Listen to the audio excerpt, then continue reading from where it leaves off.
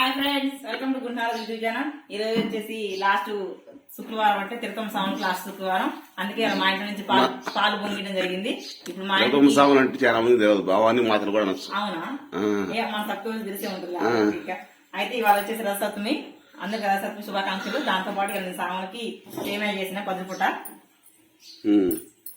ఇప్పుడే పేటకం కాడికి పోయిచ్చా, పాలు పొంగించుకుని అక్కడ పూజ చేసుకొని వచ్చి ఇప్పుడు సేమియా చేసా. సాములు సేమియాలు తినిపోయాక అప్పుడు వంట కార్యక్రమం మొదలు పెడతా. ఇక మా ఫుల్ హడావిడి, ఫుల్ బిజీ. అంటే భవానీ మాతలకి మా ఇంట్లో ఈరోజు పొద్దుపూట సేమియా, మధ్యాహ్నం భిక్ష, సాయంత్రం అల్పాహారం పెడుతున్నాము.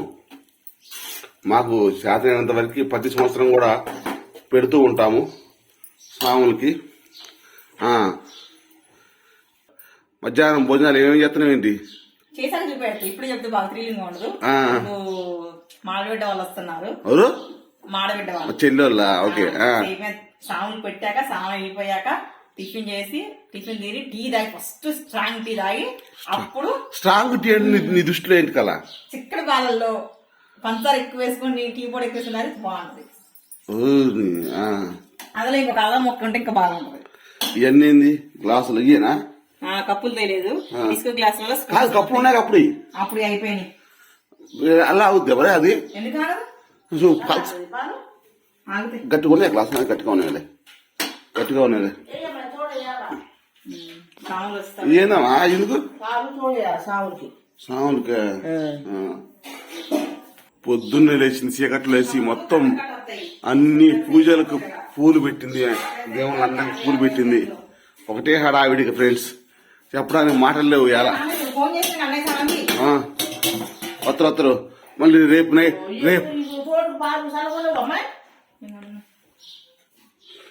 నైట్ మేడారం వస్తాను. మేడారం పోవాలా?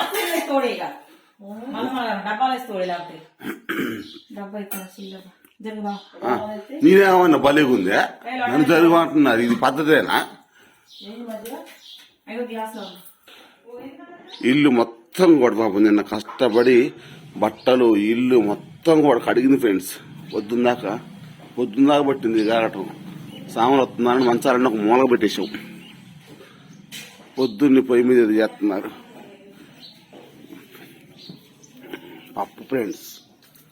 పప్పు సాములకి పప్పు రెడీ చేస్తున్నారు. అంటే ఎక్కడ రెడీ అయ్యేది అక్కడ రెడీ అయితేనే ఉందన్నమాట. ఇంకా పొద్దున్న లేచింది శ్రీకళ. చూడండి, నేను లేచేసరికి ఎన్ని చేసింది పాపం, పూజ చేసింది.